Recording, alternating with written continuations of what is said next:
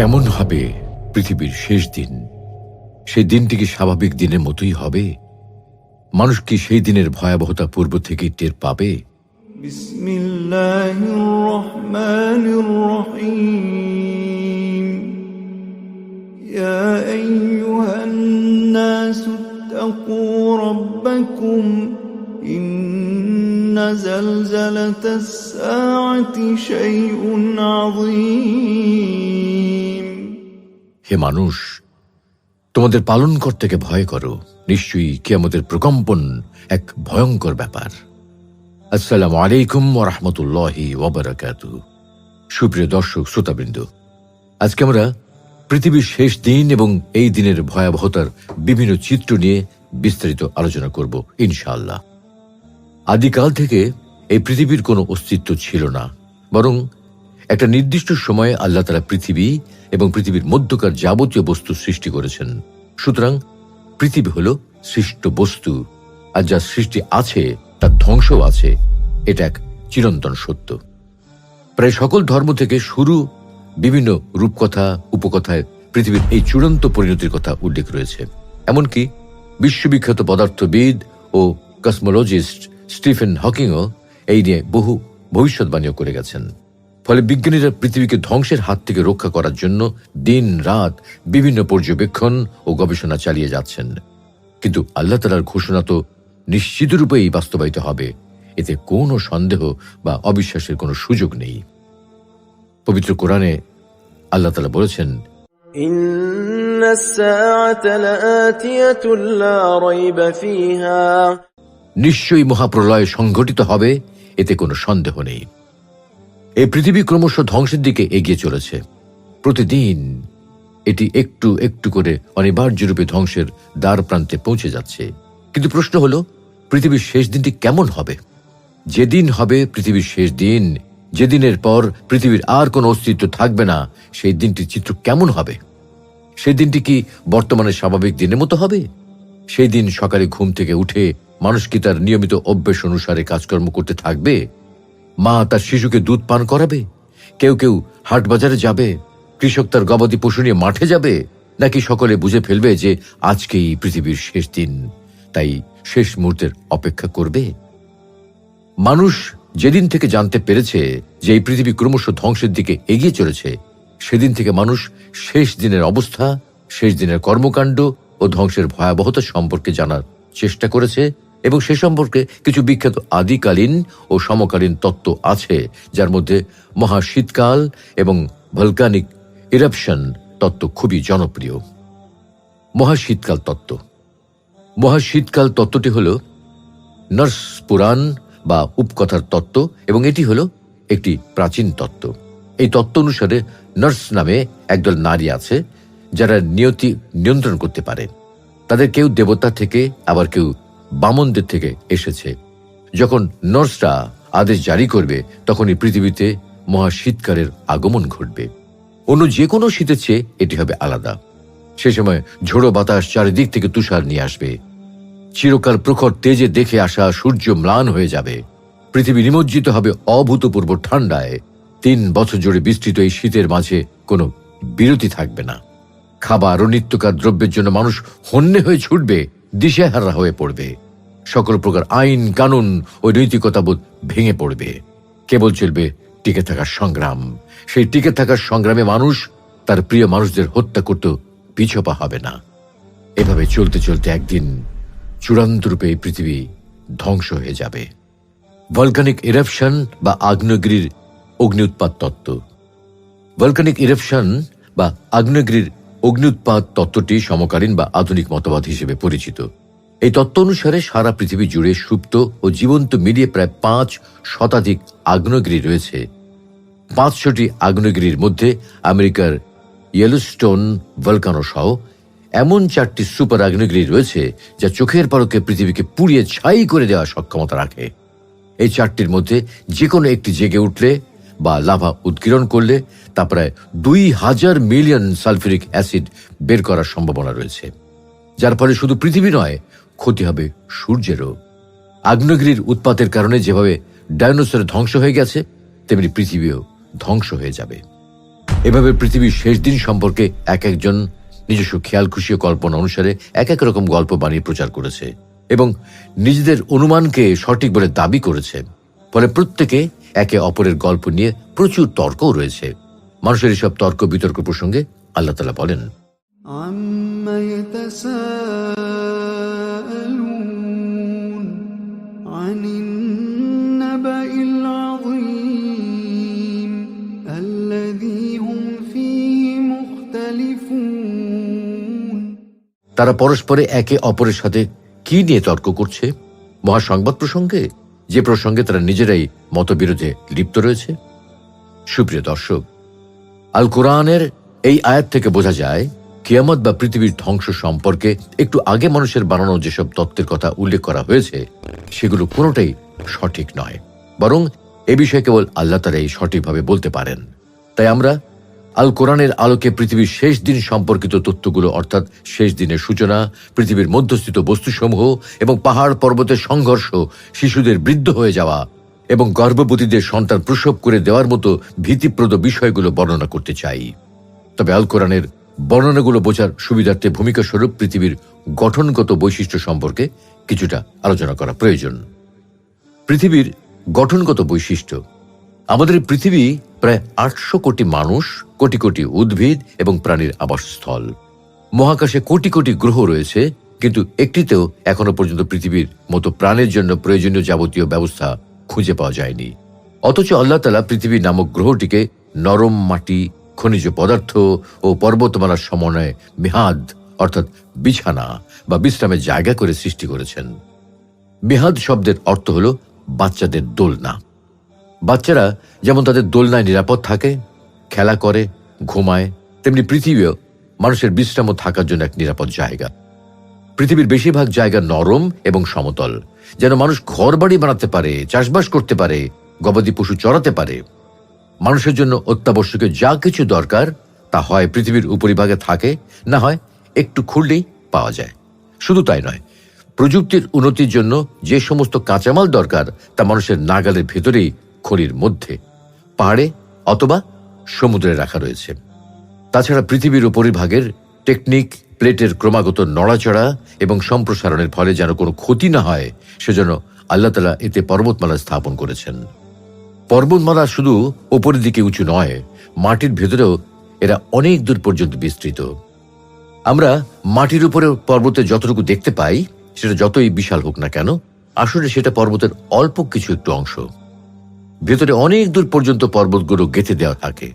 আর এ কারণেই কোরআনে পর্বতমালাকে আওতাদ অর্থাৎ খুঁটি বলা হয়েছে, কারণ এগুলো খুঁটির মতো মাটির গভীরে পোঁতা থাকে। ফলে পৃথিবীর টেকটনিক প্লেটের সম্প্রসারণ এবং নিজ অক্ষে প্রতি সেকেন্ডে 12 কিলোমিটার গতির ঘূর্ণন সত্ত্বেও পৃথিবীর মধ্যস্থিত বস্তুসমূহ স্থির থাকতে পারে এবং ছিটকে পড়ে যায় না। যেভাবে হবে শেষ দিনের সূচনা। আল্লাহ তাআলা সমতল নরম মাটি, ভূগর্ভস্থ খনিজ পদার্থ এবং অনড় স্থিরতার সমন্বয়ে পৃথিবীকে প্রাণের বিকাশের জন্য যথার্থ রূপে তৈরি করেছেন এবং একে মানুষ, উদ্ভিদ ও প্রাণীকুলের যথার্থ আবাসস্থল বানিয়েছেন। ফলে মানুষ ও প্রাণীরা এখানে নিরাপদে বসবাস করে। কিন্তু যেদিন এই পৃথিবীতে বসবাসকারীদের মধ্যে আল্লাহর নাম নেওয়ার মতো কেউ থাকবে না, দুনিয়ায় কোনো মুমিন অবশিষ্ট থাকবে না, বরং দুনিয়াতে থাকবে শুধু নিকৃষ্ট লোকেরা, সেদিন এই পৃথিবীকে স্থির রাখার সময় শেষ হয়ে যাবে। উত্তেজনাময় ও শ্বাসরুদ্ধ ফুটবল ম্যাচ চলাকালে 90 মিনিটের সময় হঠাৎ যেমন রেফারির বাঁশি বেজে ওঠে, তেমনি পাপাচারের উত্তেজনায় নিমজ্জিত জীবনের ঘোরে হঠাৎ করেই শোনা যাবে সিঙ্গার ফুৎকার, এবং এরই মাধ্যমে শেষ দিনের সূচনা হবে।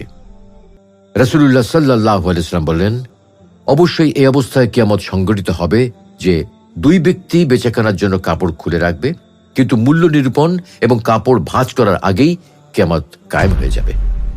এক ব্যক্তি উটের দুধ দহন করতে থাকবে, তবে তা পান করারও অবকাশ পাবে না, এর মধ্যেই কিয়ামত সংঘটিত হয়ে যাবে। এক ব্যক্তি নিজের পানির হাউস লেপন করতে থাকবে, কিন্তু তাতে চতুষ্পদ প্রাণীকে পানি পান করানোরও সুযোগ পাবে না। এক ব্যক্তি মুখে লোকমা উঠাবে, কিন্তু তা খাওয়ার আগেই কিয়ামত কায়েম হয়ে যাবে।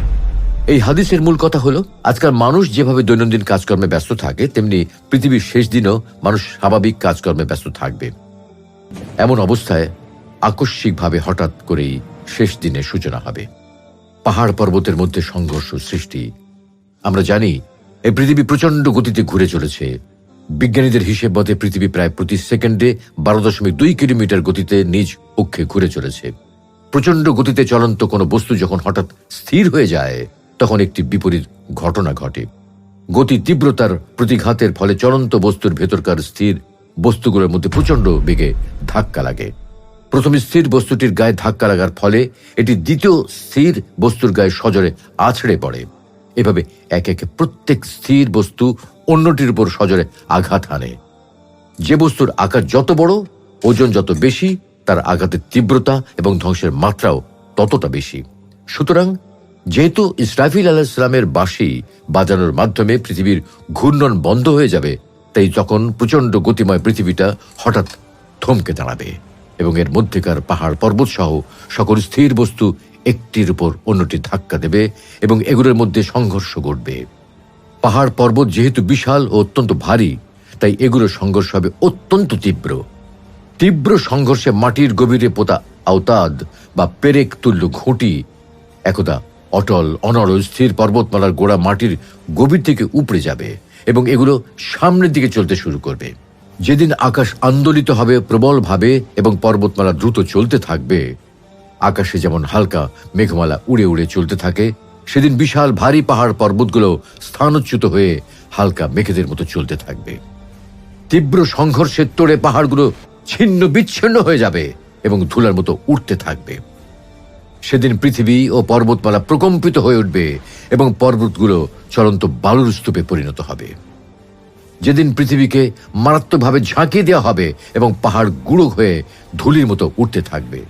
যখন সিংহা একটিমাত্র ফোঁক দেওয়া হবে এবং জমিন ও পাহাড়কে তুলে এক আঘাতে ভেঙে দেওয়া হবে, তখন সে বিরাট ঘটনাটি ঘটে যাবে। পৃথিবীর অভ্যন্তরের বস্তুসমূহ বেরিয়ে যাবে। যখন পৃথিবীর খুঁটি পাহাড়গুলো স্থানচ্যুত হয়ে যাবে, তখন পৃথিবীর ভারসাম্য নষ্ট হয়ে যাবে। ফলে পৃথিবীর গর্ভে বা পৃথিবীর অভ্যন্তরে যা কিছু থাকবে তা তৎক্ষণাৎ বেরিয়ে যাবে।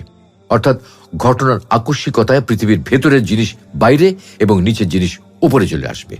পবিত্র কোরআনে বলা আছে, إذا زلزلت الأرض زلزالها وأخرجت الأرض أثقالها।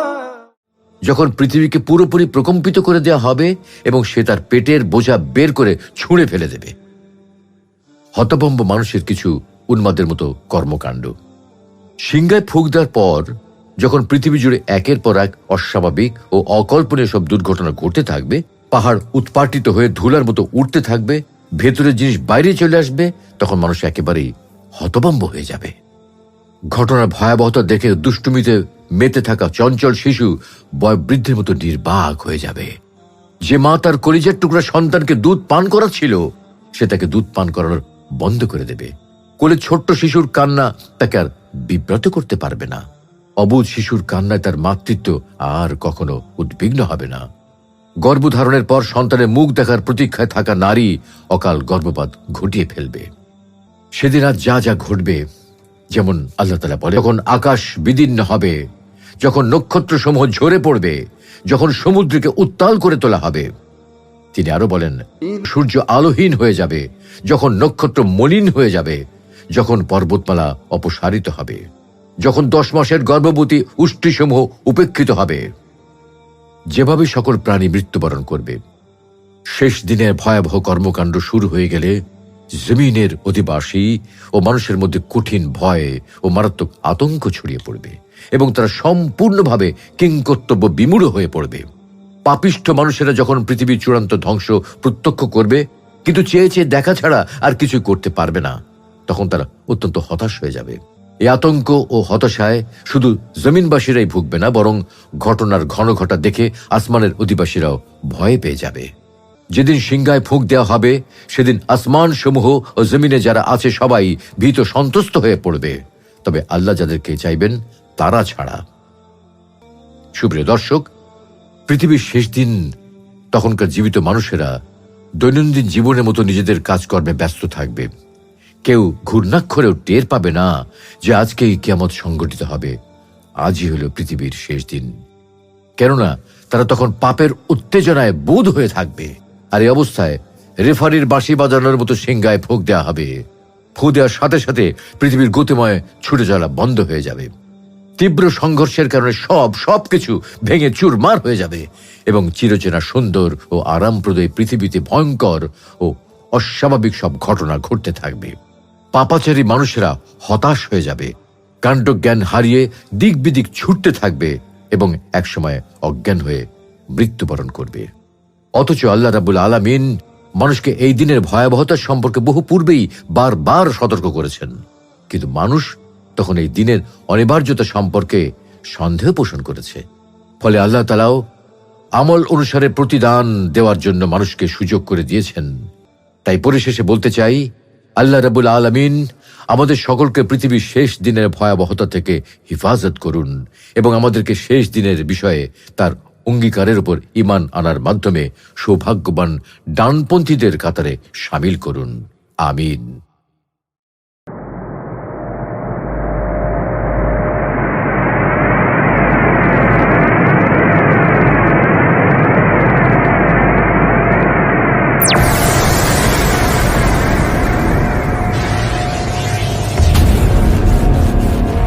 কেমন হবে পৃথিবীর শেষ দিন? সেই দিনটি কি স্বাভাবিক দিনের মতোই হবে? মানুষ কি সেই দিনের ভয়াবহতা পূর্ব থেকেই টের পাবে? বিসমিল্লাহির রহমানির রহিম।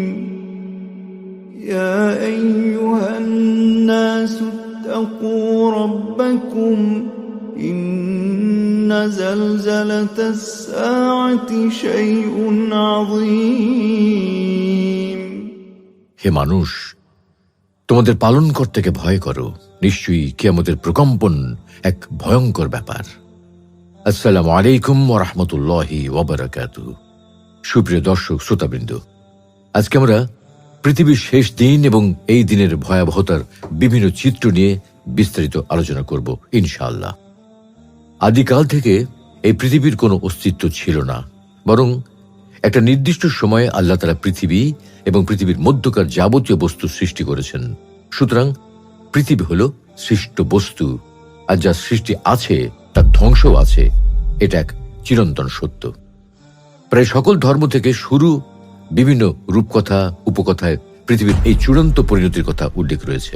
এমনকি বিশ্ববিখ্যাত পদার্থবিদ ও কসমোলজিস্ট স্টিফেন হকিংও এই নিয়ে বহু ভবিষ্যৎবাণীও করে গেছেন। ফলে বিজ্ঞানীরা পৃথিবীকে ধ্বংসের হাত থেকে রক্ষা করার জন্য দিন রাত বিভিন্ন পর্যবেক্ষণ ও গবেষণা চালিয়ে যাচ্ছেন। কিন্তু আল্লাহ তাআলার ঘোষণা তো নিশ্চিত রূপেই বাস্তবায়িত হবে, এতে কোনো সন্দেহ বা অবিশ্বাসের কোনো সুযোগ নেই।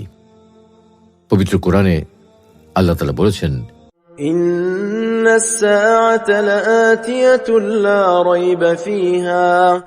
নিশ্চয়ই মহাপ্রলয় সংঘটিত হবে, এতে কোনো সন্দেহ নেই। এই পৃথিবী ক্রমশ ধ্বংসের দিকে এগিয়ে চলেছে। প্রতিদিন এটি একটু একটু করে অনিবার্য রূপে ধ্বংসের দ্বার প্রান্তে পৌঁছে যাচ্ছে। কিন্তু প্রশ্ন হলো, পৃথিবীর শেষ দিনটি কেমন হবে? যেদিন হবে পৃথিবীর শেষ দিন, যেদিনের পর পৃথিবীর আর কোনো অস্তিত্ব থাকবে না, সেই দিনটির চিত্র কেমন হবে?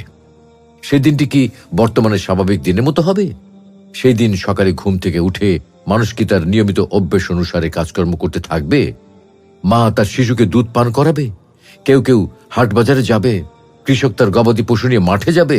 নাকি সকলে বুঝে ফেলবে যে আজকেই পৃথিবীর শেষ দিন, তাই শেষ মুহূর্তের অপেক্ষা করবে? মানুষ যেদিন থেকে জানতে পেরেছে যে এই পৃথিবী ক্রমশ ধ্বংসের দিকে এগিয়ে চলেছে, সেদিন থেকে মানুষ শেষ দিনের অবস্থা, শেষ দিনের কর্মকাণ্ড ও ধ্বংসের ভয়াবহতা সম্পর্কে জানার চেষ্টা করেছে এবং সে সম্পর্কে কিছু বিখ্যাত আদিকালীন ও সমকালীন তত্ত্ব আছে, যার মধ্যে মহাশীতকাল এবং ভলকানিক ইরাপশন তত্ত্ব খুবই জনপ্রিয়। মহাশীতকাল তত্ত্ব। মহাশীতকাল তত্ত্বটি হল নর্স পুরাণ বা উপকথার তত্ত্ব এবং এটি হল একটি প্রাচীন তত্ত্ব। এই তত্ত্ব অনুসারে নর্স নামে একদল নারী আছে যারা নিয়তি নিয়ন্ত্রণ করতে পারে। তাদের কেউ দেবতা থেকে, আবার কেউ বামনদের থেকে এসেছে। যখন নর্সরা আদেশ জারি করবে, তখনই পৃথিবীতে মহাশীতকালের আগমন ঘটবে। অন্য যে কোনো শীতের চেয়ে এটি হবে আলাদা। সে সময় ঝোড়ো বাতাস চারিদিক থেকে তুষার নিয়ে আসবে। চিরকাল প্রখর তেজে দেখে আসা সূর্য ম্লান হয়ে যাবে। পৃথিবী নিমজ্জিত হবে অভূতপূর্ব ঠান্ডায়। 3 বছর জুড়ে বিস্তৃত এই শীতের মাঝে কোনো বিরতি থাকবে না। খাবার ও নিত্যকার দ্রব্যের জন্য মানুষ হন্যে হয়ে ছুটবে, দিশেহারা হয়ে পড়বে। সকল প্রকার আইন কানুন ও নৈতিকতাবোধ ভেঙে পড়বে। কেবল চলবে টিকে থাকার সংগ্রাম। সেই টিকে থাকার সংগ্রামে মানুষ তার প্রিয় মানুষদের হত্যা করতে পিছপা হবে না। এভাবে চলতে চলতে একদিন চূড়ান্ত রূপে এই পৃথিবী ধ্বংস হয়ে যাবে। ভলকানিক ইরাপশন বা আগ্নেয়গিরির অগ্নি উৎপাত তত্ত্ব। ভলকানিক ইরাপশন বা আগ্নেয়গিরির অগ্নি উৎপাত তত্ত্বটি সমকালীন বা আধুনিক মতবাদ হিসেবে পরিচিত। এই তত্ত্ব অনুসারে সারা পৃথিবী জুড়ে সুপ্ত ও জীবন্ত মিলিয়ে প্রায় 5 শতাধিক আগ্নেয়গিরি রয়েছে। 500টি আগ্নেয়গিরির মধ্যে আমেরিকার ইয়েলোস্টোন ভলকানো সহ এমন 4টি সুপার আগ্নেয়গিরি রয়েছে যা চোখের পলকে পৃথিবীকে পুড়িয়ে ছাই করে দেওয়ার সক্ষমতা রাখে। এই 4টির মধ্যে যে কোনো একটি জেগে উঠলে বা লাভা উৎকিরণ করলে তা প্রায় 2000 মিলিয়ন সালফিউরিক অ্যাসিড বের করার সম্ভাবনা রয়েছে, যার ফলে শুধু পৃথিবী নয়, ক্ষতি হবে সূর্যেরও। আগ্নেয়গিরির উৎপাতের কারণে যেভাবে ডাইনোসর ধ্বংস হয়ে গেছে, তেমনি পৃথিবীও ধ্বংস হয়ে যাবে। এভাবে পৃথিবীর শেষ দিন সম্পর্কে এক একজন নিজস্ব খেয়াল খুশি ও কল্পনা অনুসারে এক এক রকম গল্প বানিয়ে প্রচার করেছে এবং নিজেদের অনুমানকে সঠিক বলে দাবি করেছে। ফলে প্রত্যেকে একে অপরের গল্প নিয়ে প্রচুর তর্কও রয়েছে। মানুষের এসব তর্ক বিতর্ক প্রসঙ্গে আল্লাহ তাআলা বলেন, عما يتساءلون عن النبأ العظيم الذي هم فيه مختلفون। তারা পরস্পরে একে অপরের সাথে কি নিয়ে তর্ক করছে? মহাসংবাদ প্রসঙ্গে, যে প্রসঙ্গে তারা নিজেরাই মতবিরোধে লিপ্ত রয়েছে।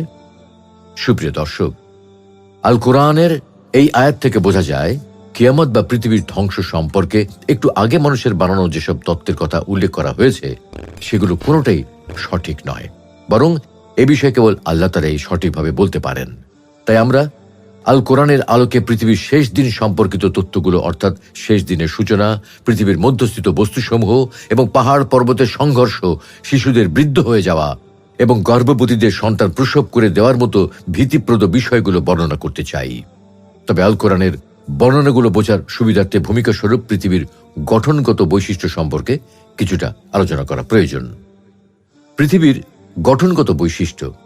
আমাদের পৃথিবী প্রায় 800 কোটি মানুষ, কোটি কোটি উদ্ভিদ এবং প্রাণীর আবাসস্থল। মহাকাশে কোটি কোটি গ্রহ রয়েছে, কিন্তু একটিতেও এখনো পর্যন্ত পৃথিবীর মতো প্রাণের জন্য প্রয়োজনীয় যাবতীয় ব্যবস্থা খুঁজে পাওয়া যায়নি।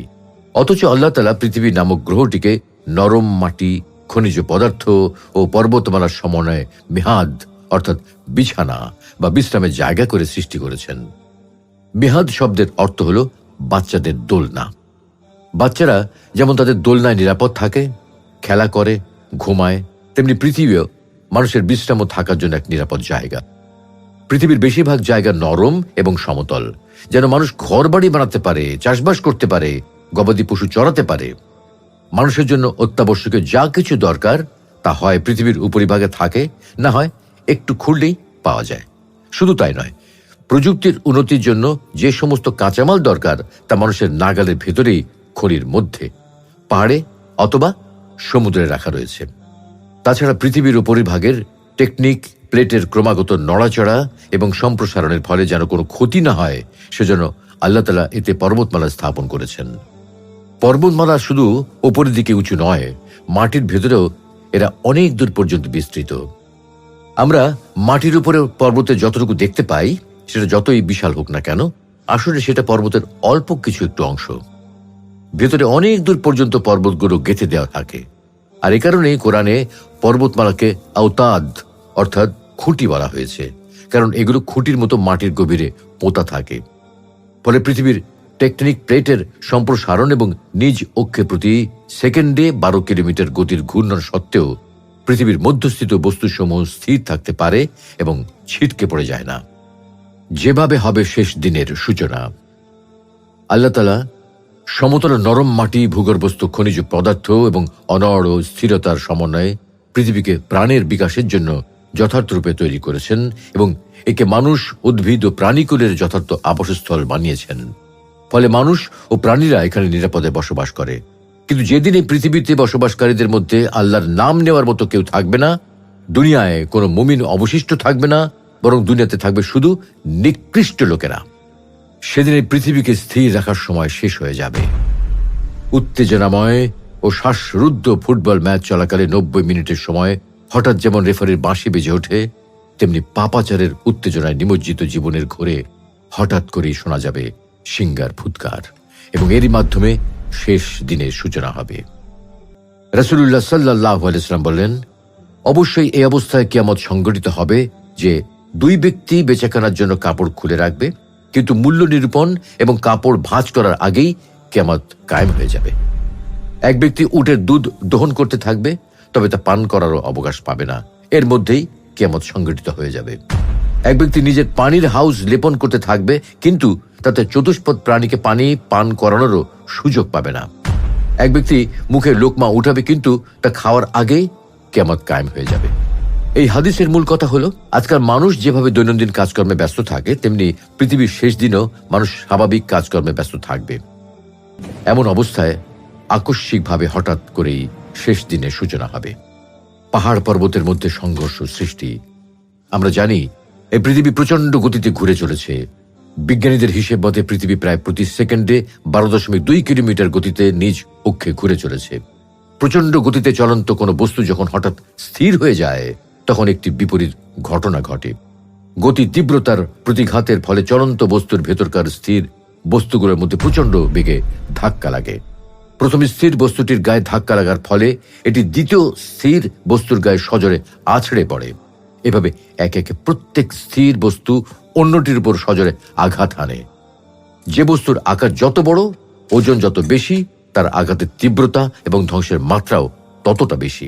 সুতরাং যেহেতু ইসরাফিল আলাইহিস সালামের বাঁশি বাজানোর মাধ্যমে পৃথিবীর ঘূর্ণন বন্ধ হয়ে যাবে, তাই তখন প্রচন্ড গতিময় পৃথিবীটা হঠাৎ থমকে দাঁড়াবে এবং এর মধ্যেকার পাহাড় পর্বত সহ সকল স্থির বস্তু একটির উপর অন্যটি ধাক্কা দেবে এবং এগুলোর মধ্যে সংঘর্ষ ঘটবে।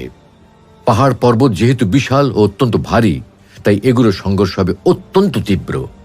তীব্র সংঘর্ষে মাটির গভীরে পোতা আওতাদ বা পেরেক তুল্য ঘুঁটি একদা অটল অনড় স্থির পর্বতমালার গোড়া মাটির গভীর থেকে উপড়ে যাবে এবং এগুলো সামনের দিকে চলতে শুরু করবে। যেদিন আকাশ আন্দোলিত হবে প্রবলভাবে এবং পর্বতমালা দ্রুত চলতে থাকবে, আকাশে যেমন হালকা মেঘমালা উড়ে উড়ে চলতে থাকে, সেদিন বিশাল ভারী পাহাড় পর্বতগুলো স্থানচ্যুত হয়ে হালকা মেঘেদের মতো চলতে থাকবে। তীব্র সংঘর্ষের তোড়ে পাহাড়গুলো ছিন্ন বিচ্ছিন্ন হয়ে যাবে এবং ধুলার মতো উঠতে থাকবে। সেদিন পৃথিবী ও পর্বতমালা প্রকম্পিত হয়ে উঠবে এবং পর্বতগুলো চলন্ত বালুর স্তূপে পরিণত হবে। যেদিন পৃথিবীকে মারাত্মকভাবে ঝাঁকিয়ে দেওয়া হবে এবং পাহাড় গুঁড়ো হয়ে ধুলির মতো উঠতে থাকবে। যখন সিংহা একটিমাত্র ফোঁক দেওয়া হবে এবং জমিন ও পাহাড়কে তুলে এক আঘাতে ভেঙে দেওয়া হবে, তখন সে বিরাট ঘটনাটি ঘটে যাবে। পৃথিবীর অভ্যন্তরের বস্তুসমূহ বেরিয়ে যাবে। যখন পৃথিবীর খুঁটি পাহাড়গুলো স্থানচ্যুত হয়ে যাবে, তখন পৃথিবীর ভারসাম্য নষ্ট হয়ে যাবে। ফলে পৃথিবীর গর্ভে বা পৃথিবীর অভ্যন্তরে যা কিছু থাকবে তা তৎক্ষণাৎ বেরিয়ে যাবে। অর্থাৎ ঘটনার আকস্মিকতায় পৃথিবীর ভেতরের জিনিস বাইরে এবং নিচের জিনিস উপরে চলে আসবে। পবিত্র কোরআনে বলা আছে,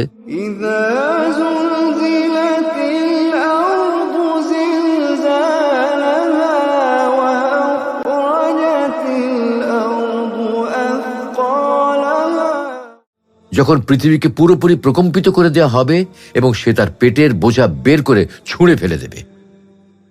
হতভম্ব মানুষের কিছু উন্মাদের মতো কর্মকাণ্ড। সিংহায় ফুঁক দেওয়ার পর যখন পৃথিবী জুড়ে একের পর এক অস্বাভাবিক ও অকল্পনীয় সব দুর্ঘটনা ঘটতে থাকবে, পাহাড় উৎপাটিত হয়ে ধুলার মতো উঠতে থাকবে, ভেতরের জিনিস বাইরে চলে আসবে, তখন মানুষ একেবারেই হতভম্ব হয়ে যাবে। ঘটনার ভয়াবহতা দেখে দুষ্টুমিতে মেতে থাকা চঞ্চল শিশু বয়োবৃদ্ধের মতো নির্বাক হয়ে যাবে। যে মা তার কলিজার টুকরা সন্তানকে দুধ পান করাচ্ছিল, সে তাকে দুধ পান করানোর বন্ধ করে দেবে। কোলে ছোট্ট শিশুর কান্না তাকে আর বিব্রত করতে পারবে না। অবুঝ শিশুর কান্নায় তার মাতৃত্ব আর কখনো উদ্বিগ্ন হবে না। গর্ভধারণের পর সন্তানের মুখ দেখার প্রতীক্ষায় থাকা নারী অকাল গর্ভপাত ঘটিয়ে ফেলবে। সেদিন আজ যা যা ঘটবে, যেমন আল্লাহ তাআলা যখন আকাশ বিদীর্ণ হবে, যখন নক্ষত্রসমূহ ঝরে পড়বে, যখন সমুদ্রকে উত্তাল করে তোলা হবে, তিনি আরো বলেন যে আলোহীন হয়ে যাবে, যখন নক্ষত্র মলিন হয়ে যাবে, যখন পর্বতমালা অপসারিত হবে, যখন 10 মাসের গর্ভবতী উষ্ট্রীসমূহ উপেক্ষিত হবে, যেভাবে সকল প্রাণী মৃত্যুবরণ করবে। শেষ দিনের ভয়াবহ কর্মকাণ্ড শুরু হয়ে গেলে জমিনের অধিবাসী ও মানুষের মধ্যে কঠিন ভয় ও মারাত্মক আতঙ্ক ছড়িয়ে পড়বে এবং তারা সম্পূর্ণভাবে কিংকর্তব্য বিমূঢ় হয়ে পড়বে। পাপিষ্ঠ মানুষেরা যখন পৃথিবীর চূড়ান্ত ধ্বংস প্রত্যক্ষ করবে, কিন্তু চেয়ে চেয়ে দেখা ছাড়া আর কিছু করতে পারবে না, তখন তারা অত্যন্ত হতাশ হয়ে যাবে। এই আতঙ্ক ও হতাশায় শুধু জমিনবাসীরাই ভুগবে না, বরং ঘটনার ঘন ঘটা দেখে আসমানের অধিবাসীরাও ভয় পেয়ে যাবে। যেদিন সিংহায় ফুঁক দেওয়া হবে, সেদিন আসমান সমূহ ও জমিনে যারা আছে সবাই ভীত সন্ত্রস্ত হয়ে পড়বে, তবে আল্লাহ যাদেরকে চাইবেন তারা ছাড়া। সুপ্রিয় দর্শক, পৃথিবীর শেষ দিন, তখনকার জীবিত মানুষেরা দৈনন্দিন জীবনের মতো নিজেদের কাজকর্মে ব্যস্ত থাকবে। কেউ ঘূর্ণাক্ষরেও টের পাবে না যে আজকেই কিয়ামত সংঘটিত হবে, আজই হলো পৃথিবীর শেষ দিন। কেননা তারা তখন পাপের উত্তেজনায় বোধ হয়ে থাকবে। আর এই অবস্থায় রেফারির বাঁশি বাজানোর মতো সিংহায় ফুঁক দেওয়া হবে। ফু দেওয়ার সাথে সাথে পৃথিবীর গতিময় ছুটে চলা বন্ধ হয়ে যাবে। তীব্র সংঘর্ষের কারণে সবকিছু ভেঙে চুরমার হয়ে যাবে এবং চিরচেনা সুন্দর ও আরামপ্রদয় পৃথিবীতে ভয়ঙ্কর ও অস্বাভাবিক সব ঘটনা ঘটতে থাকবে।